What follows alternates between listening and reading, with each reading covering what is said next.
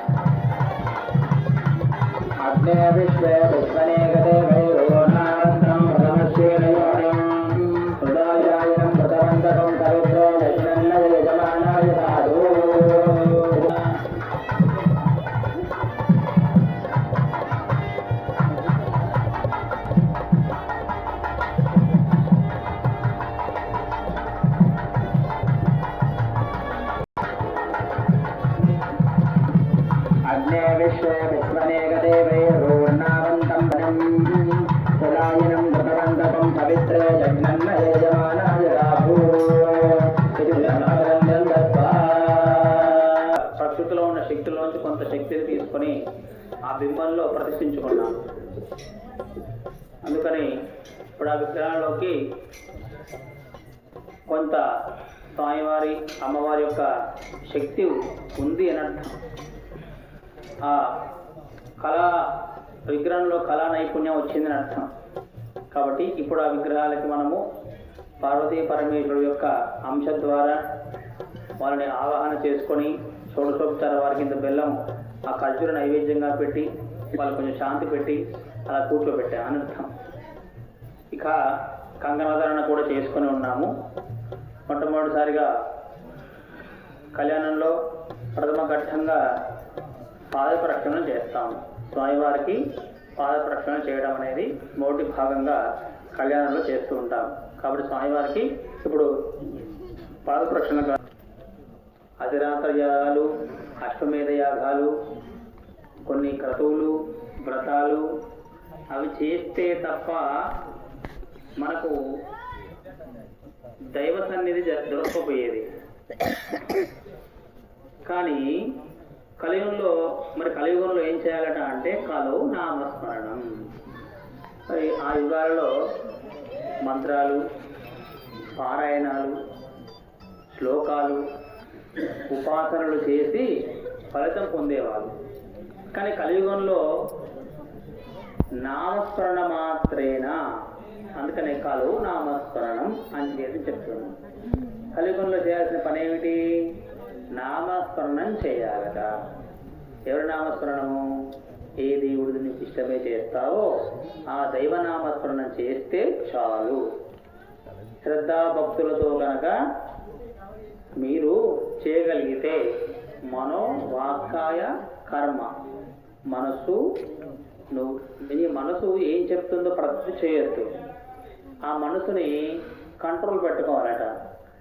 ఆ మనసు చెప్పిందల్లా చేయకుండా కొంచెం మంచి మాత్రమే ఆలోచించి మనో వాక్కు అది మాట్లాడాలి. వాక్కు చివరి తిట్టడానికి తిట్టొద్దు, ఆపుకొని ఏదైతే మంచో అది నోట్ల నుంచి బయటికి రావాలి. అదే మనో వాక్కు. మరి మాట్లాడినట్టుగా చేయాలి. ఆ మాట్లాడితే చేయగలిగితేనే మాట్లాడు. ఏమంటే ఇక్కడ మీ గేట్ లేదు, నేను వచ్చిన గేటు పెట్టిస్తాను నేను చెప్పిపోయినా అనుకో, పెట్టకపోతే ఏమవుద్ది? మనసు చెప్పింది ఉబ్బలాటం వాళ్ళు వీలుండే రమేష్ శర్మ గారు ఏందా మీరు ఇంత వచ్చాయిగా పెట్టేయాలను అంటే ఏదో మొహమాటానికి లోపల లేకన్నా గభీమని అన్నాం అనుకో, మనసు ఒకటి చెప్పి ఒకటి చెప్పిన తర్వాత పెట్టేయకపోతే కర్మ లేదు, పని లేదు. అప్పుడు ఏమవుతుంది? పరువు పోతుంది. అందుకని చేసే ప్రతీది కూడా మల్లె పువ్వులని ఒక దారాన్ని కుచ్చితే ఏ విధంగా స్ట్రైట్గా కనిపిస్తాయో మనసు వాక్కు కర్మలు ఉండాలి. మనోవాక్కాయ కర్మభి అని చెప్పడం జరిగింది. అందుకని కాబట్టని దైవ సంకల్పం, దైవ కార్యము జరిగేటప్పుడు నామస్మరణ గొప్పది. కలియుగంలో నామమే మంత్రం. ఓం నమో వెంకటేశాయ ఇది మంత్రం. కలియుగంలో మాత్రం ఇది నామమైన కలియుగంలో మంత్రం. ఓం నమ శివాయ, ఓం దుర్గాయే నమః, ఓం ముత్యాలమ్మే నమః, ఓం పోలేరమ్మ దేవియే నమః. తప్పేం లేదు, అది మంత్రమే, మూల మంత్రమే. వెతికితే ఇప్పుడు చండీ చేసుకున్నాం పొద్దున. చండీ చేసినప్పుడు ఆ చండీ అన్ని శ్లోకాలు కదా, మంత్రాలు కావాలని మనం అనుకుంటున్నాం. కానీ మంత్రాలు గొప్ప విషయం ఏంటి అంటే ఋషులు అంతా కూడా శ్లోక రూపంలో రాసిన షోడశాక్షరి మంత్రాలు లెక్క పెట్టుకోండి. ఆ శ్లోక 16 అక్షరాలు ఉంటాయి. 16 అక్షరాలు మాత్రమే ఉంటాయి అన్ని ప్రతి లైను. అందులో ఐం హ్రీం క్లీం అనే బీజాక్షరం నిగూఢమై ఉంటుంది. ఉదాహరణకు లక్ష్మీ రూపిణ్యే లక్ష్మీ అని ఒక మంత్రం వచ్చింది. స్వాహాయే సుధాయే స్వమేవ అని వచ్చింది. స్వాహాయే అంటే ఎవరు? బీజాక్షరం ఏమిటి. స్వదాయే అంటే ఎవరు? బీజాక్షరం ఏమిటి. అందులో ఆల్రెడీ నిగూఢమయ్యే ఉంటాయి. అందుకనే సప్తశతి మంత్ర శ్లోకాలు కావు, మంత్రాలు అని చెప్పింది శాస్త్రం. ఇంకా గొప్ప విషయం ఏంటో తెలుసా? అందుకో చిన్న పొద్దున చెప్పాను మీకు, అష్టమి చతుర్దశ్యాం నవమీం అని చెప్పాను. శరత్ ఋతువు అని కూడా, శిశిర ఋతువు అని కూడా చెప్పబడింది. ఎప్పుడు చేయాలట నామస్మరణం? శిశిర ఋతువులో చేయాలట చండీ హోమం. ఇది ఏ ఋతువు? మనం చేశాక మరి ఎంత గొప్ప అదృష్టం అండి. ఋతువు శిశిర ఋతువే కదా. శిశిర ఋతువులో గనక చండీ హోమం చేసి చాలా శ్రేయస్కరం, అమ్మకి ఇష్టం అంట. నేను పొద్దున చెప్తాను కొన్ని పాయింట్ గుర్తొస్తుంది దానికి చెప్తాను, అంత గొప్పది. సరే, ఇప్పుడు స్వామివారికి ప్రక్షాళన చేస్తున్నాము. ఓం నమోస్వనంతాయ సహస్రమూర్తయే సహస్రపాదాక్షిశిరోర్వాహవే సహస్రనామ్నే పురుషాయ శాశ్వతే సహస్రకోటియుగధారిణే నమః. ఓం నమో స్వనంతాయ సహస్రమూర్తయే సహస్రపాదాక్షిశిరోర్వాహవే సహస్రనామ్నే పురుషాయ శాశ్వతే సహస్రకోటియుగధారిణే నమః. ఓం శంభవే నమః. నమస్తే అస్తు భగవన్ విశ్వేశ్వరాయ మహాదేవాయ మగాయ త్రిపురాంతకాయ త్రికాగ్నికాలాయ కాలాగ్నిరుద్రాయ నీలకంఠాయ మృత్యుంజయాయ సర్వేశ్వరాయ సదాశివాయ శ్రీమన్మహాదేవాయ నమః. ఇది వరాయ దక్షపాదం ప్రక్షాళయ తతో వామపాదం ప్రక్షాళయేత ప్రక్షాళయేతాముపసృజ్య సాక్షాత్ లక్ష్మీనారాయణ స్వరూపస్య శుభాభ్యామినో వాద్యో. ఓం నమో స్వనంతాయ సహస్రమూర్తయే సహస్రపాదాక్షిశిరోర్వాహవే సహస్రనామ్నే పురుషాయ శాశ్వతే సహస్రకోటియుగధారిణే నమః. ఓం నిత్యవచ్చాంగరీజనే ఈశ్వరేకం సర్వభూతానాం దామి హోపస్వయే శ్రియం ఆయ పురుషస్తేంద్రియ ఆయుష్యేంద్రియే ప్రతిష్టతి. శుభముహూర్త అస్తు.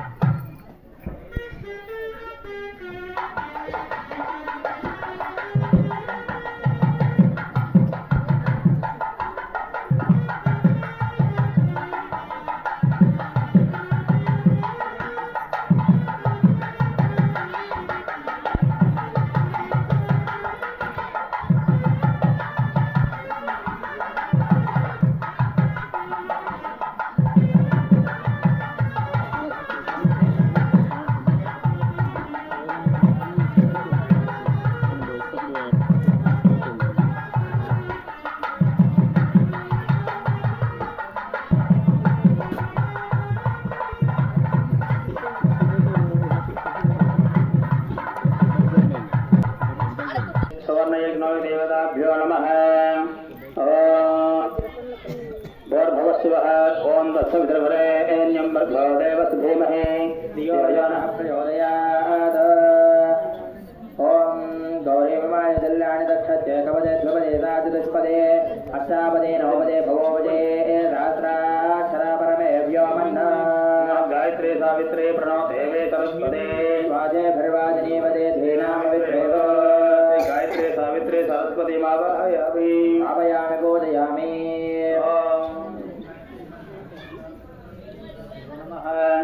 ధ్యాయామి ధ్యానం సమర్పయామి ఆవాహయామి ఆలోపయామి సమర్పయామి అస్తయోః అర్ఘ్యం సమర్పయామి.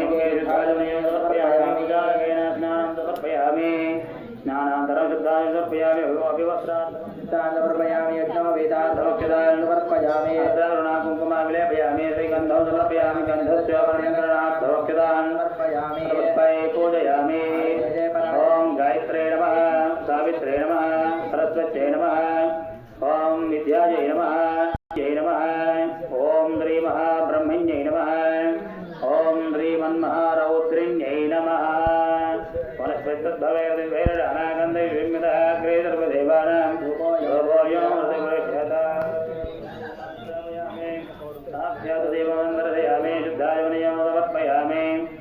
చప్పుడు చేయండి భజంత్రి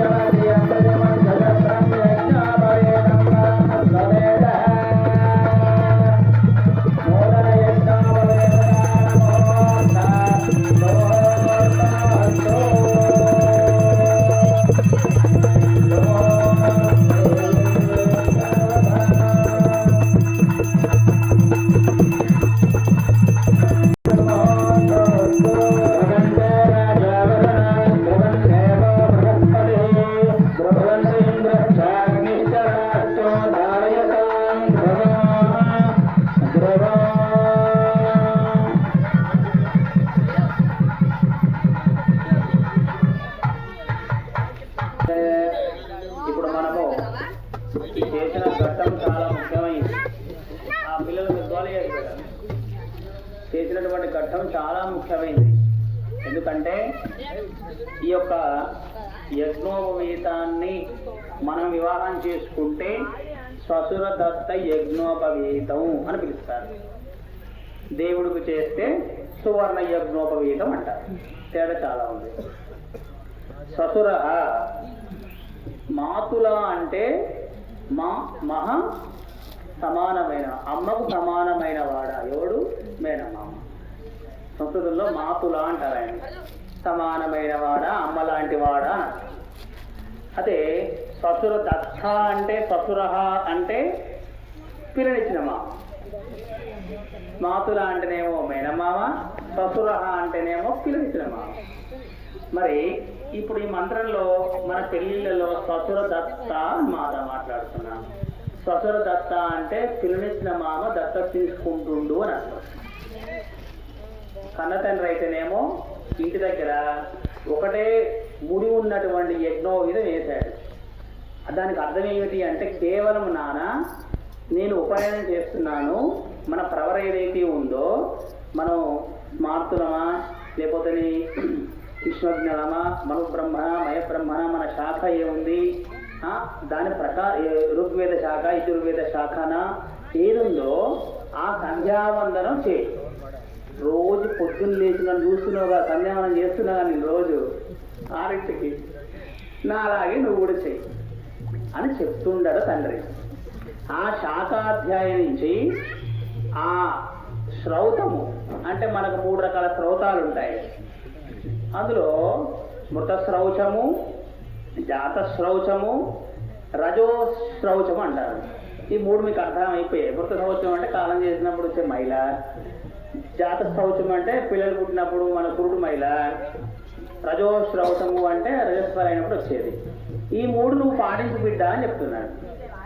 శ్రౌత స్మార్తం, పక్కింటోడు ఒకడు వ్రతాన్ని పిలిచిని పోయిరా, ఒకడు పెళ్లి చెప్పిండు చేసిరా, ఒక గృహప్రవేశం చెప్పాడు చేసిరా, అది స్మార్థము. శ్రౌత స్మార్త నిత్య నైమిత్తిక కర్మానుష్ఠానం. ఇందులో అనుష్ఠానం చేసుకుని రోజు గాయత్రి మంత్రం చదువుతున్నా నీకు ఉపదేశించాను. మహా గాయత్రి మంత్రోపదేశం ఋషి ఉపనయనంలో చేస్తారు. కూర్చోబెట్టి హోమగుండం దగ్గర కూర్చోబెట్టి పైనుంచి ఒక వస్త్రం కప్పి చెవులో చెప్తారు చూసారా ఉపనయనం ఒడగప్పుడు, అది మహామంత్రోపదేశం, బ్రహ్మోపదేశం, గాయత్రి మంత్రోపదేశం. ఆ మంత్రోపదేశాన్ని రోజు చదువు అని చెప్పి ఇక్కడ వరకే ఈయనకి అర్హత, ఇంకా అంతకు మించి లేదా పిల్లోడికి. అందుకనే దాన్ని ఏమంటారు, ప్రథమ గంధి యజ్ఞోపవీతం అంటారు. మరి మిగతా 2 పోగులు పిల్లనిచోడు ఎందుకు వేయాలి? అందరి సమక్షంలో వేశాడు కదా. అప్పుడేం చేస్తున్నాడు ఆయన, ఇంతమంది సమక్షంలో నేను ఈ పిల్లోని దత్తత తీసుకుంటున్నాను అని చెప్పకనే చెప్తున్నాడు. అందుకనే 2 వేయకుండా దానికి వెండి పోగు ఇంకా 3 వేస్తున్నాడు. ససుర దత్త సువర్ణ యజ్ఞోపవీతం. ఏదో బంగారం ఏనొకి సుడతానులే కానీ ఎక్కడో దగ్గర కొంచెం బంగారం ఉండదు, సువర్ణ యజ్ఞోపవీతం అన్నాడు. ఆయన ఏం చెప్తున్నాడు అంటే, 2వ గ్రంథి, ఇంకా 2 మిగిలిన 2 పోగులు, ఇంకా గ్రంథులు, ముళ్ళు. అందులో 2వది ఏం చెప్తున్నాడంటే, ఏదైతే ఉందో గృహస్థాశ్రమ స్వీకరణార్థం అంటున్నాడు. నా పిల్లనిచ్చి ఊరికి వదిలిపెట్టకరోయ్, ఆమెతో సంసారం చేయని చెప్తున్నాడు. అందుకని ఆశ్రమ ధర్మాలు ఉన్నాయి కదా, బ్రహ్మచర్యము, గృహస్థాశ్రమం, వానప్రస్థానం ఉన్నాయి కదా. అందులో 2వది ఏంటిది, గృహస్థాశ్రమం. ఆశ్రమం ఇప్పటివరకు బ్రహ్మచర్యంలో ఉన్నావు కదా, నా బిడ్డను తీసుకొని గృహస్థాశ్రమంలోకి వెళ్ళు, రాజయోగం అనుభవించు, పిల్లలు సంసారంలోకి పడు అని 2వ ముడి ఇస్తున్నాడు. 3వ ముడి ఏమిస్తున్నాడు, ఉత్తరయార్థం. ఉత్తర కర్మలు ఏవైతే ఉన్నాయో మీ వంశీకులు ఎవరున్నారో వారు పోయినప్పుడు ఎవరుంటే శ్రాద్ధ కర్మలను ఆ బిడ్డని సాయం చేస్తారు. నువ్వు శ్రాద్ధం పెట్టేటప్పుడు ఆ ప్రధానానికి కావాల్సినటువంటి సామాగ్రి వేస్తుంది, నీతో పాటుగా అనుష్ఠానంలో ఉంటుంది, నీతో పాటుగా దీక్షలో ఉంటుంది, నీ వంశానికి ఉద్ధరిస్తుందని 3వది వేస్తున్నారట. ఈ మిగతా 2 ఇచ్చినప్పుడు ససురదత్త యజ్ఞోపవీతం అన్నప్పుడు ఈయన ఇప్పుడు ఏమైంది, శ్రీనిశమాకు దత్తత పుత్రుడు అవ్విండా కాలేదా? అయింది కదా. కుమారునితో సమానం అల్లుడు అని ఎందుకు అంటారు? అమ్మాయి లేనివాడు కూడా అల్లుడితో ముందు నడిపించి ఎందుకు చేయిస్తారు? ఇది వాడు కొడుకు కాబట్టి. యజ్ఞోపవీతం అంటే యజ్ఞ ఉపవీత.